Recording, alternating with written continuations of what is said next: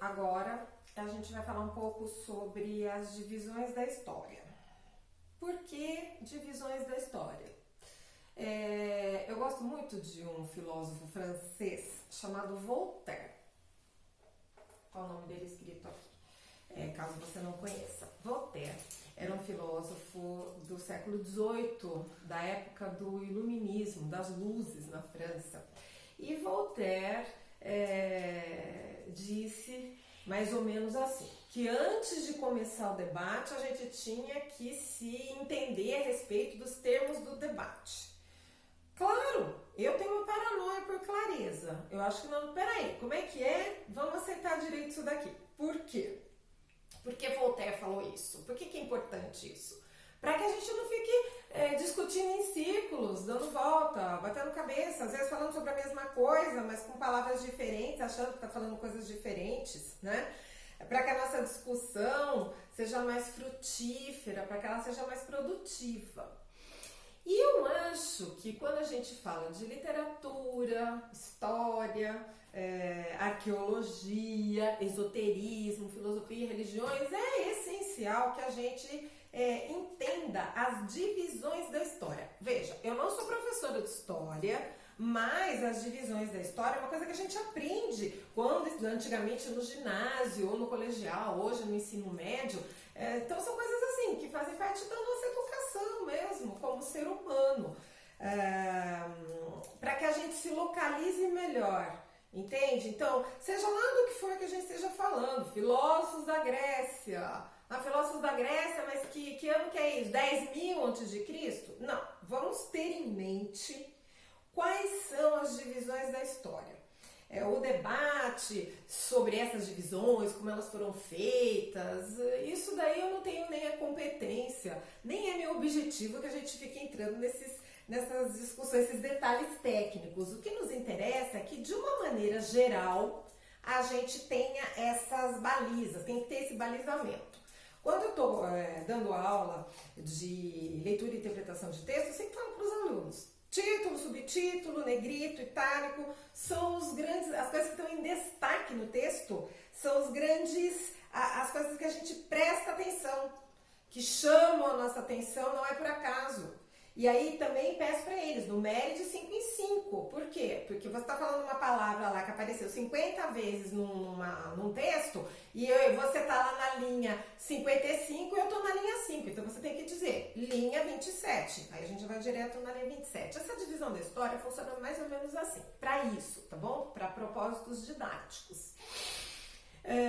Você pode anotar no caderno, no seu celular, no computador. Eu acho preferível, de preferência, tenha isso em mente, sempre. Porque qualquer coisa que nós falarmos, é bom que você pense que período da história isso aconteceu. Por quê? Porque a história é o grande palco da humanidade, não é? A vida de nós todos, seres humanos, enquanto coletividade, ela se dá na história. Então, a linha do tempo de nós todos, enquanto raça humana, está registrada na história. Veja como é importante a gente ter essas datas, né? Essas orientações quando a gente está lendo sobre qualquer assunto aí que seja, de disco voador à era do gelo. Os estudos dizem que o planeta Terra existe há mais ou menos 4 bilhões e meio de anos, talvez um pouco mais que isso. E que o homem surgiu na África e depois ele migrou para outros continentes. Os historiadores cristãos do século XIX consideravam que a gente só conseguia saber a respeito de povos por conta de registros escritos.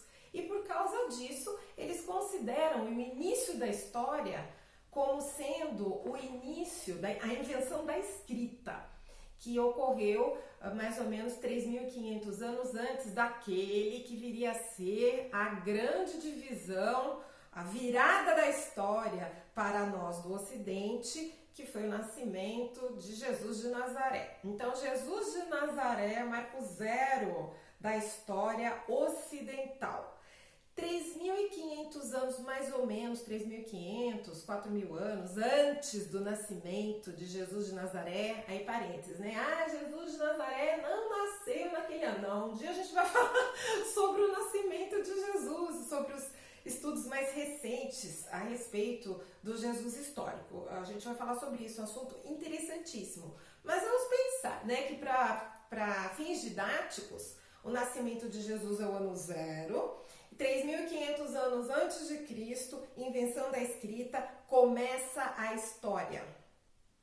As primeiras cidades se desenvolveram na região entre o rio, você lembra na escola? O rio Tigre e o rio Eufrates.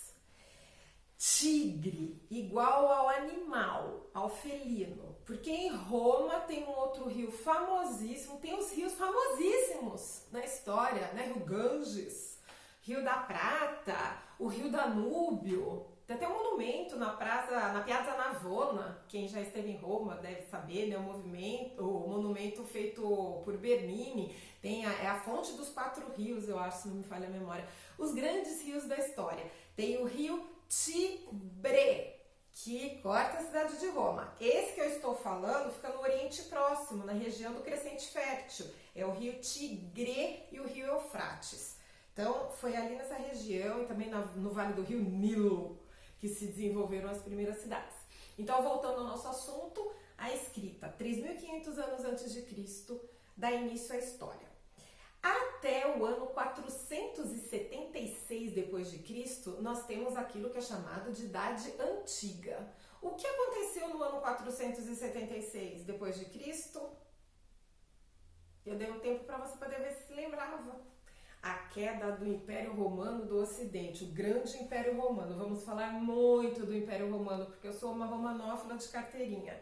Então, Roma, Império Romano, já tinha sua capital em Bizâncio, que passou a se chamar Constantinopla. Constantino, imperador, saiu de Roma e mudou a capital para Constantinopla. Em 476 foi a queda do Império Romano do Ocidente, com sede em Roma. Este evento, este episódio, marca o fim da Idade Antiga, o fim da Antiguidade. A partir daí, por 1000 anos aproximadamente, nós temos aquilo que se chama Idade Média. É de 476 depois de Cristo até 1453, aí com a queda de Constantinopla, que foi tomada pelos turcos otomanos. De 453 até 1789, nós temos a Era Moderna, a Idade Moderna das grandes navegações.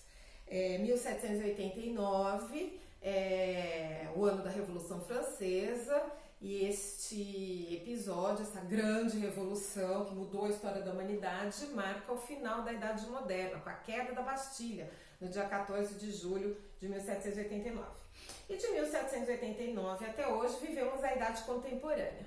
No futuro, futuros historiadores provavelmente vão colocar aí em algum lugar, ou no passado ou no futuro, mas algum marco divisor da história.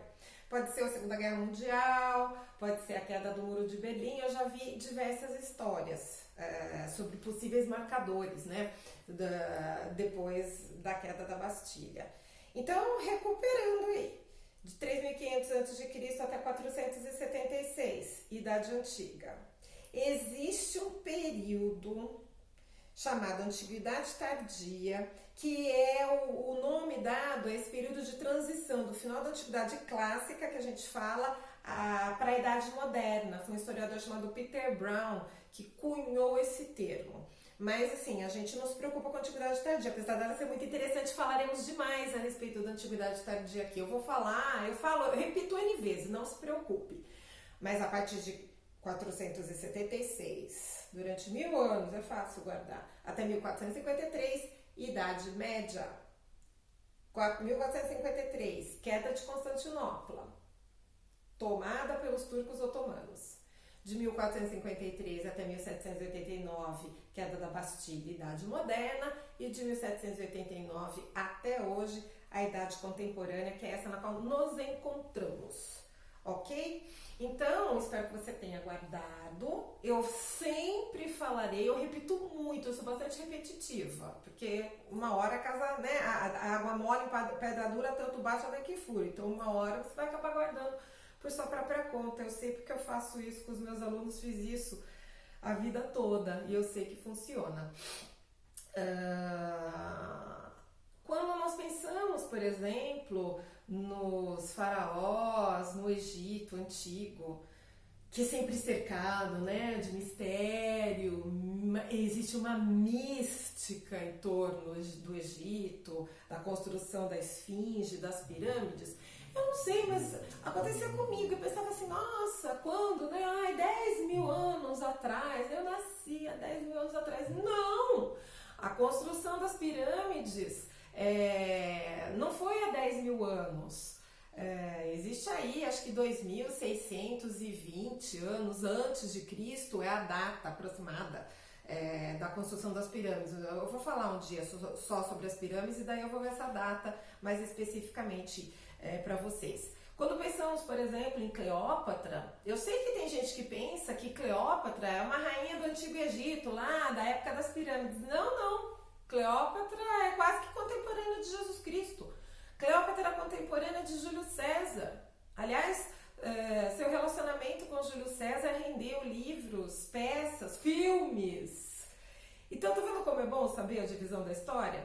Jesus Cristo, Cleópatra e Júlio César estão muito próximos cronologicamente. Pense nisso, tá bom?